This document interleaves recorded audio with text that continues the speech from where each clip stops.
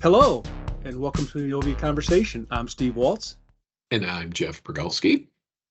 And Jeff, today we have our COO on the call, Gary Harpenau. Welcome, Gary. Thank you, gentlemen. Glad to be here. The last time we had Gary, he was part of our team, and he decided just to keep chugging along and showing everybody his what he can do. And guess what? Boom! He's back up to a leadership level.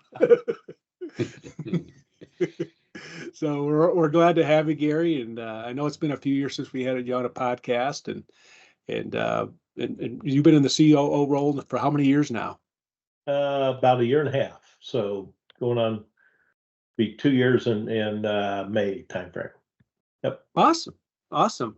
Well, the purpose of this podcast is to talk about what we like to call here at Innovia planning engagements. And planning engagements are something that we do a little bit different than other partners. And maybe Gary, you can kind of tell our listeners a little bit what is a planning engagement? Yeah. So a planning engagement, think of it, a lot of us have, experienced building a home. And as you're trying to prepare to build a home, you got to start with a blueprint. And our planning engagement enables our consultants to get into your system. It allows them to understand your business processes and architect the appropriate project detail that delivers what you need. So if you think about it, it is a blueprint of your house, but it doesn't go into all the details about what types of cabinets or knobs or light fixtures, but it is the foundation. How big is the house? How many square feet? How many bedrooms? It's laying out that level of detail to where we can put an estimate together that, what we feel will be relatively close to what you want. And that level of detail is kind of the first step that we like to take, because if we start into building a house without that blueprint, things change and you end up spending more time and money in the long run. And I think, Gary, what that does too, it really helps in that process, help the end user, the client, really determine because the functionality they want to use, right? Because there's so much inside of Business Central. And, when I talk with a lot of people, they're used to some discovery up front, right? Yeah, we do manufacturing or we do, cost accounting or what have you. And a lot of them think just by having a few questions on what we do is really enough discovery for it. And I think what we found over the years is that, well, it's part of the conversation, but to kind of give it what you want, it's really the front end. And I do think maybe you can kind of maybe if you don't mind, maybe get a little bit more detail of like, okay, if somebody says to us they're interested in going to Business Central, that okay, we got a lot of stuff going on. What should I expect from this planning engagement? Yeah. So we have 3 deliverables that we deliver. We do a what we call a functional requirements document that we provide you that kind of describes your system and your business. From there, we do a gap analysis. So we determine what you have today and where you want to go. What's the gap between it?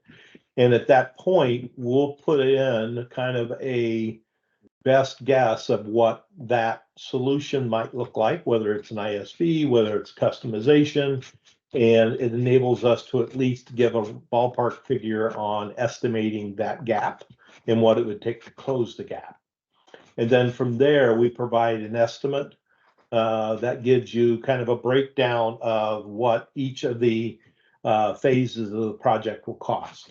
As you go through setup, you go through design, modifications, and then you get into your go live prep, and then your go live type numbers will be able to flush out of that. So it really enables us to take that blueprint that shows how big the house is and start applying a certain level of details that get us closer to what it will cost you. And it also enables you to a lot of people want to come in and say, hey, we want to change. We want out of the box.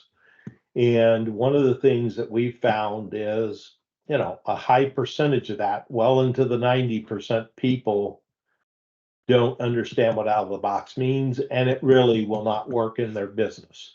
So we end up discovering a lot of those, well, we can't do it that way. We got to do it this way. And so we're uncovering a lot of those issues up front before people lock in on here's how much it's going to cost them.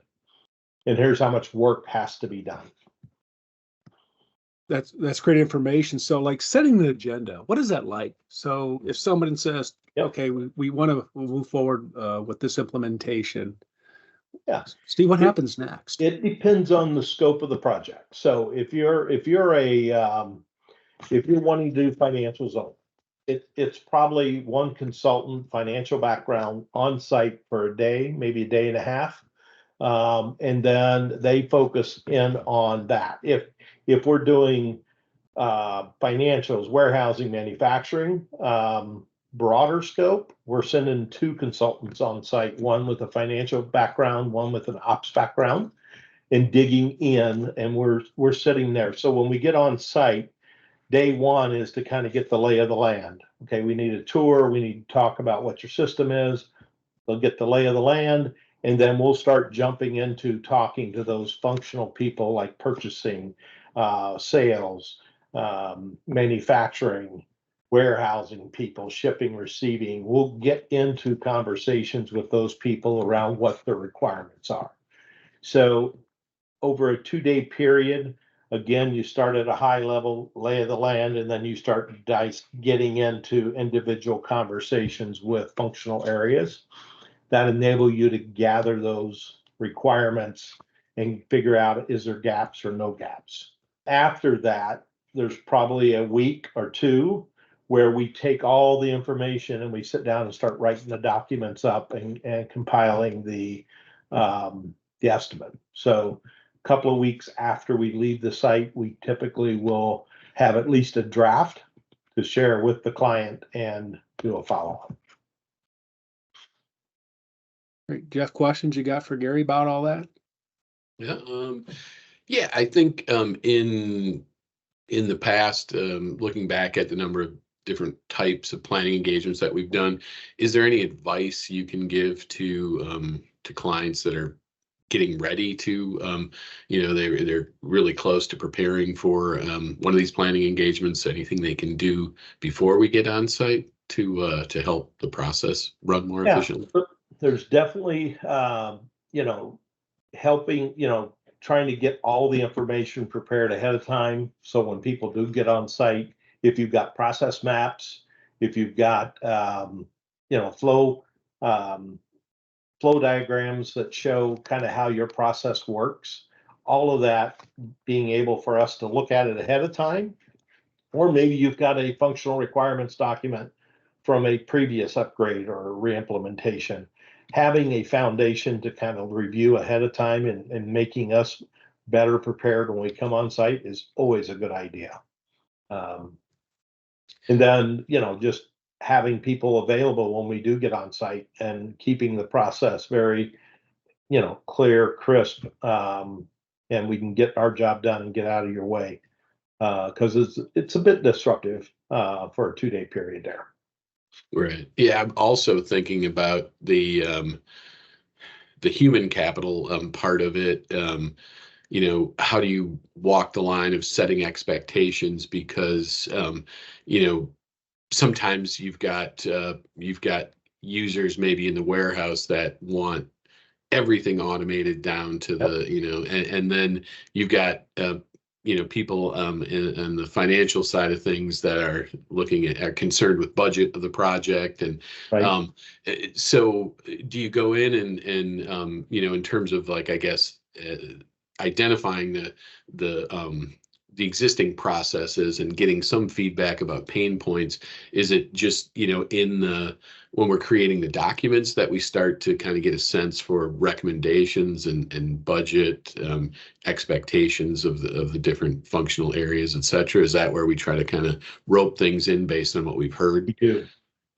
So that's typically in round 2 of our documentation, because what we'll do is we will take all the requirements that we hear. And we do have people that like to, oh, they kind of want the moon, right? And rightfully so. If no one's telling them what their boundaries are, they'll go to the moon. So if once we come back with our final documents and we show gaps and we show estimate, typically the executive folks will take a look at it and say, oh boy, that's a lot more expensive. Why is it more expensive? And that's when we get into those details about what is phase one, phase two. Doesn't mean they can't go do it, but we'll tell them what you have to do in phase one. All this other stuff could be a phase two project if you want to split it up. I encourage people to only take on how much you can do. We can outrun you. I mean, there's no doubt. We can outrun. I haven't found a client yet that's sitting there waiting on us. It's the other way around. It's the testing, it's the design requirements, it's the go live prep. Our clients have a day job, and they a lot of times will bite off more than they can chew. And I always encourage people to think about your resources versus mine. Because I can get more people if I need it. You guys have a staff that you have to manage, and you don't go up and down. Yeah, speaking of that, is there, do we have any sort of numbers that we provide the clients about what we think their amount of effort is going to be in terms of hours? So in a standard project where we're doing everything that we normally do, meaning that the client's not taking on any extra work, we say take our number and that is your number. That's how many hours. So if it's 1,000-hour Innovia project, it's 1,000 hours of your internal resources time. Okay. And that's a good ballpark figure to work with. Now, a lot of times our client will come back and say, hey, I've got this development guy. He could go in and do all the reports. Okay, that's fine with us. We'll back those hours out of our time, but understand your person now has to take those hours and do them. So when I say a standard project and we do everything, that is kind of your baseline. And if you take on more, just know you've got more hours to cover with internal resources, which means they got to make it a priority in order to get the project done on time. Right. And they have to do they have to answer to our project managers so that Absolutely. we get them done on time? The one thing we do not waiver on is that our project managers run the project, no matter who the resources are. If they've got contract resources over here, they have to still report where they're at with things, and the project manager's ultimately responsible for delivering the project on time, on budget. So we ask everybody to report to them on a weekly basis on where they're at with their task and where they're on the schedule and on the budget. So, yep, that's the only way to run a project. You got to have one person in charge and responsible. Gotcha. All right, I've got one more question, then I'll turn it back over to Steve. So, in that, like, just thinking about our team, our teams, and the number of different project managers and operation consultants, finance consultants, is there a do we have like a standardized implementation for financials where we all do it the same, or do we sort of I mean, it seems to me in the 15 years that I've been involved in Dynamics and at Innovia that every project is a little bit different, and as much as we try to set a framework to standardize, it's like every client is different and every project is different, every team is different. And so how do we compensate for that? It just Yeah, so we have best practices that we like to recommend and try to do for every client. We feel strongly about these best practices, and we want them to be the most effective they can. Sometimes they don't fit. So what our goal is that we try to minimize the amount of modifications that we modify. We try to get them to change their business practices to meet the out of the box BC. If they cannot, then the client rules. I mean, we will do whatever the client wants, but we will be pushing back during the planning engagement as well as the project on, can you tweak your process a little bit in order to keep us from modifying something or taking on another ISV? Because that's money, not only today, it's money spent in the future, keeping it updated. So everybody is different. We've never had two alike. I've never been able to take something and copy and paste it over.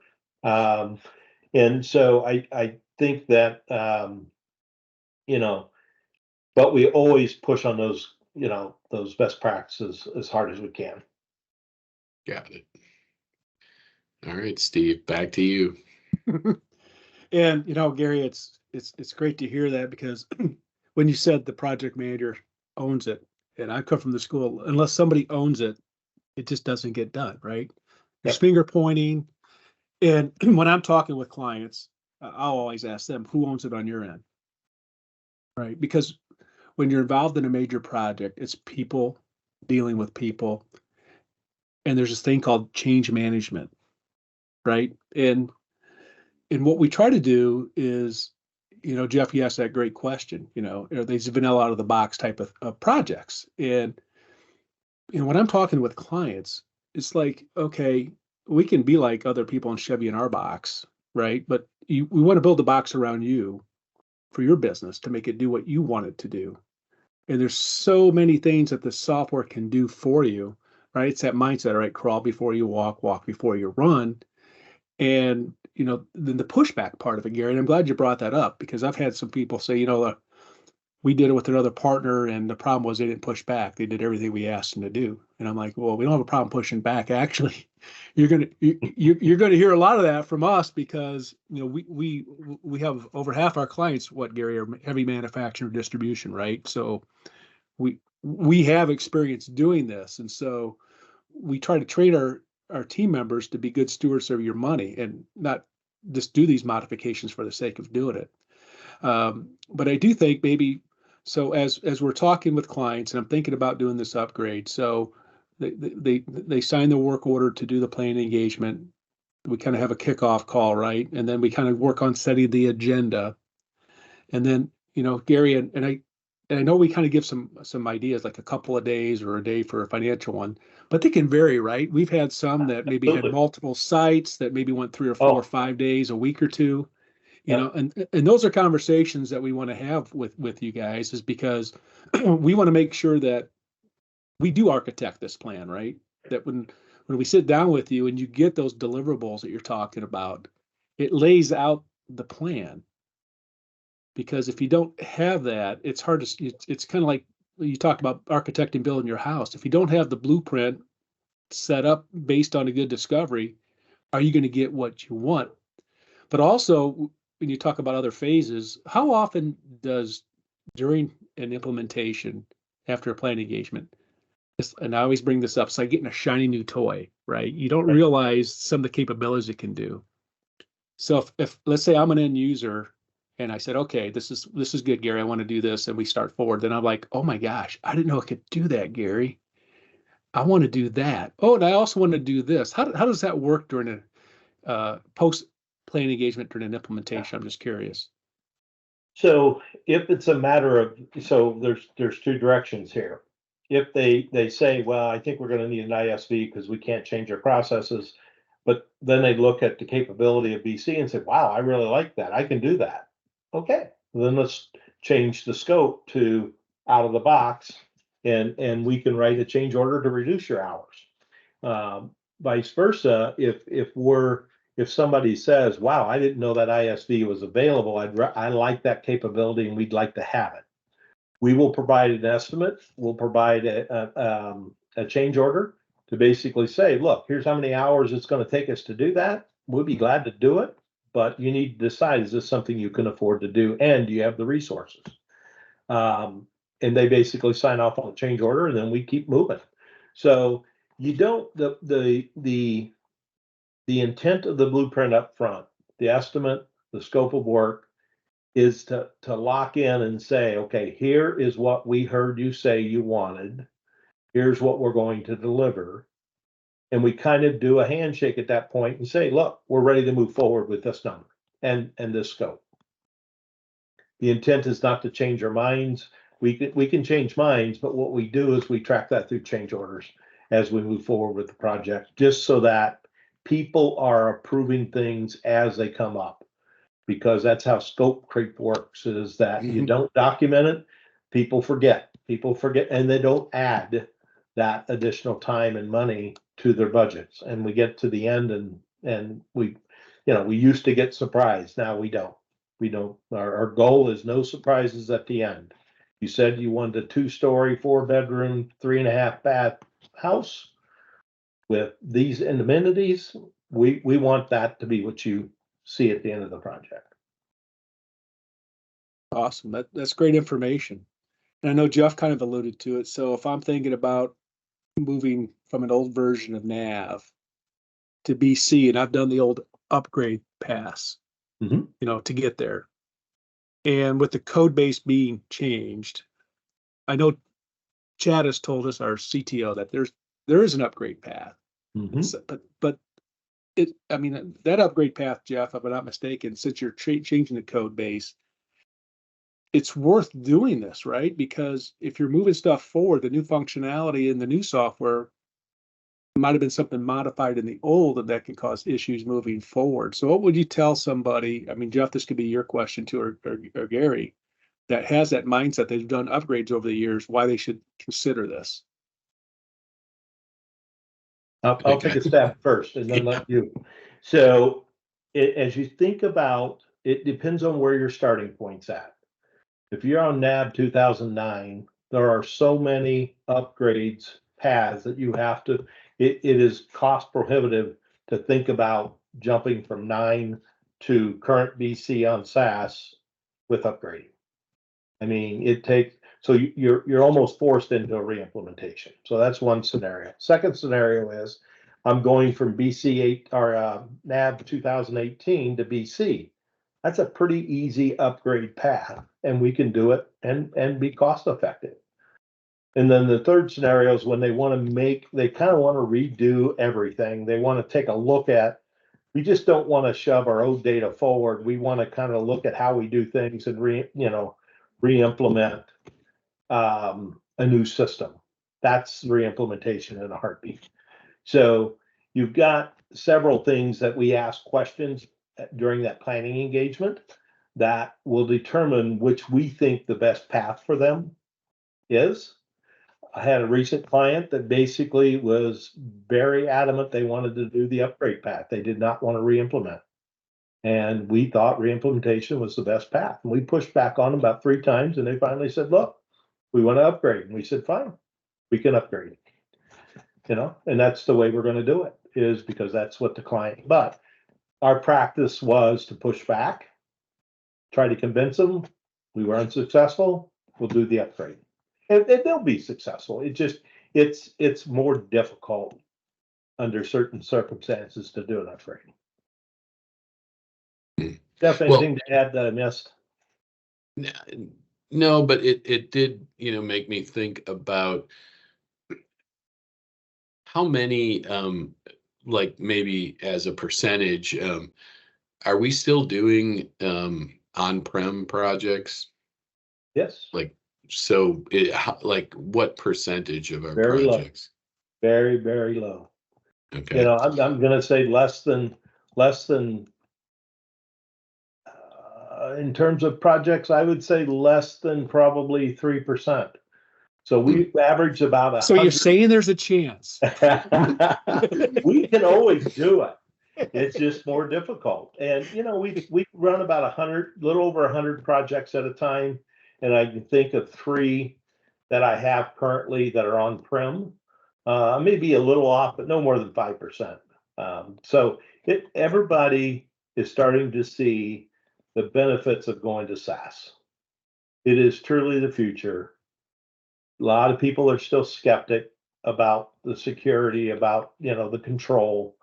I get it. And we try to convince them again to go to SaaS because that's the cost benefit analysis is the most profitable to move to. But there are certain people that aren't ready, and we don't force them. We do the on-prem. Yeah, and so part of what we're doing in that planning engagement is helping. I mean, there's a component of our TCs that are involved to analyze Right. stuff like resources on-prem, if that's applicable, or thinking about how moving to a SaaS environment would affect them. Right. That's part of the overall project and part of the deliverables. Like, I mean, I think it seems to me like that used to be 10 years ago, that used to be a big part of, analyzing what your infrastructure looked like and what needed to be invested in from a licensing perspective. And now it's just like, nope, you just need these subscriptions. And as long as you have enough bandwidth, but that is still part of a project, like the TCs are involved with that. Called environmental assessment. We do that up front. We do it as part of our planning engagement and our estimate, and it's broken out as a component of the overall project. But yeah, we definitely we will assess where they're at today and what their decision is. And again, we'll do a cost comparison about maintaining your servers, keeping them upgraded, your security risk. We'll go through all of that with them, make sure their eyes are wide open on staying on-prem.